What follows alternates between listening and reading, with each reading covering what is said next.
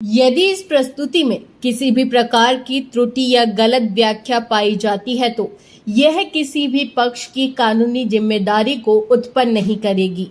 इस संदर्भ में लेखक, अनुवादक, प्रकाशक या वक्ता किसी भी प्रकार की जिम्मेदारी से मुक्त माने जाएंगे।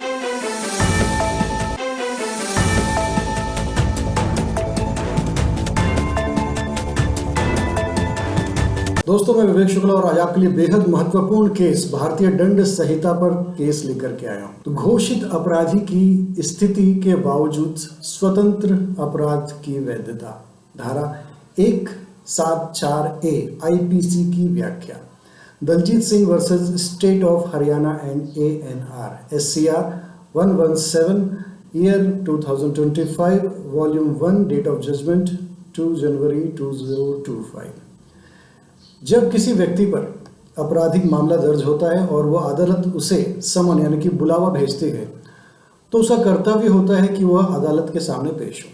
अगर वह बार बार बुलाने पर भी नहीं आता तो अदालत धारा 8(2) दंड प्रक्रिया संहिता CRPC के तहत उसे घोषित अपराधी कर सकती है।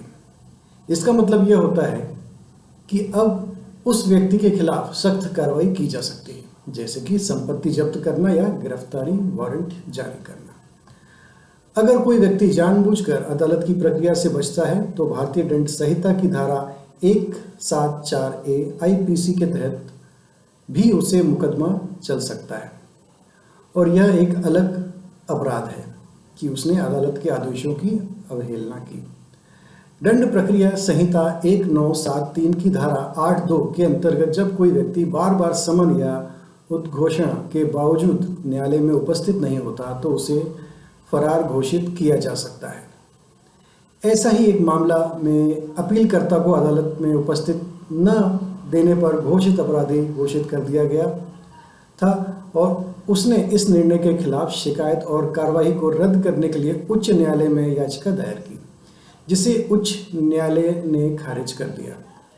अब प्रश्न यह उठता है कि भारतीय दंड संहिता की धारा 174A के अंतर्गत कार्रवाई के लिए यह आवश्यक है कि धारा 8(2) के तहत की गई उद्घोषणा अभी भी प्रभाव में हो। न्यायालय ने इस पर स्पष्ट किया कि यदि बाद में परिस्थितियों में बदलाव के कारण धारा 8(2) के तहत की गई उद्घोषणा निरस्त भी हो जाती है तो भी उस व्यक्ति के खिलाफ कार्रवाई जारी रह सकती है। क्योंकि उद्घोषणा प्रभाव में थी तब उसने जानबूझकर अदालत में हाजिर न होकर कानून की अवहेलना की थी। धारा 174A एक स्वतंत्र और पृथक अपराध है जो धारा 8(2) की घोषणा समाप्त होने के बाद भी लागू रह सकता है।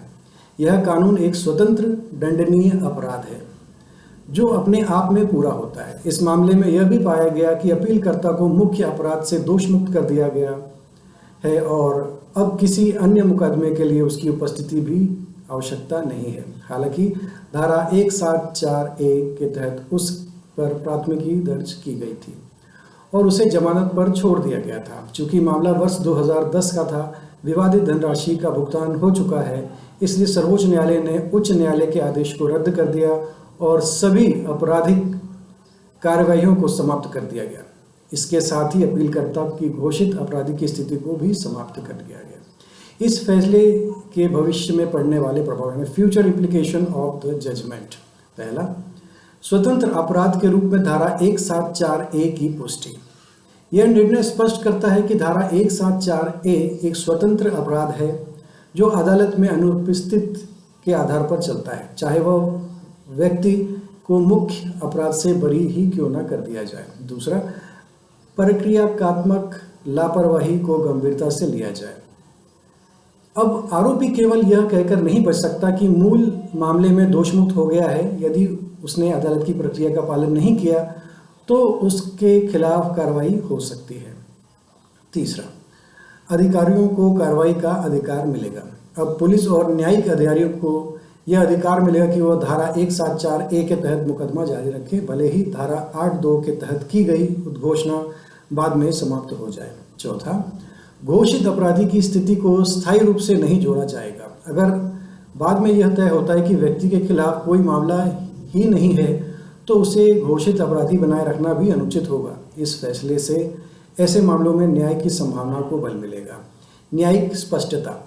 इस फैसले से अदालतों को यह स्पष्ट मार्गदर्शन मिला कि वे किन परिस्थितियों में धारा 174A को लागू कर सकते हैं और कैसे यह धारा 82 CRPC से अलग है। छठा, झूठे मामलों में राहत का रास्ता। जिन लोगों को गलत तरीके से घोषित अपराधी बना दिया गया था, वे इस फैसले का हवाला देकर राहत की मांग कर सकते हैं, खासकर यदि उनका मूल मामला खत्म हो चुका हो। अब समय है कि हम सब कानून को सिर्फ किताबों तक सीमित न रखें, बल्कि उसकी चेतना को अपने अधिकारों और जिम्मेदारियों में भी उतारें। ऐसे ही दिलचस्प और ज्ञानवर्धक कानूनी विश्लेषणों के लिए हमारे चैनल को लाइक करें, शेयर करें, सब्सक्राइब जरूर करें, क्योंकि यहाँ सिर्फ कानून किताबों में नहीं, जिंदगी में बोलता है। तो बने रहिए हमारे साथ और हमारे चैनल को लाइक, सब्सक्राइब, शेयर ज़रूर कीजिए, कमेंट ज़रूर कीजिए और हम आपको मिलते हैं अगली कड़ी में। तो बहुत बहुत धन्यवाद। यह न्यायिक निर्णय का विवरण सर्वोत्तम प्रयासों के तहत हिंदी भाषा में प्रस्तुत किया गया है, ताकि कानूनी मामलों की जानकारी आम जनता तक सरल और सुलभ रूप में पहुंचाई जा सके। हालांकि इस अनुवाद या प्रस्तुति में किसी भी प्रकार की त्रुटि, गलत व्याख्या, विसंगति या चूक की संभावना हो सकती है। यह सामग्री केवल शैक्षिक और सूचनात्मक उद्देश्यों के लिए प्रदान की गई है और इसे किसी भी विधिक परामर्श या आधिकारिक दस्तावेज के रूप में नहीं लिया जाना चाहिए। कृपया किसी भी कानूनी निर्णय या कार्यवाही से पहले किसी योग्य अधिवक्ता या विधिक विशेषज्ञ से परामर्श करें।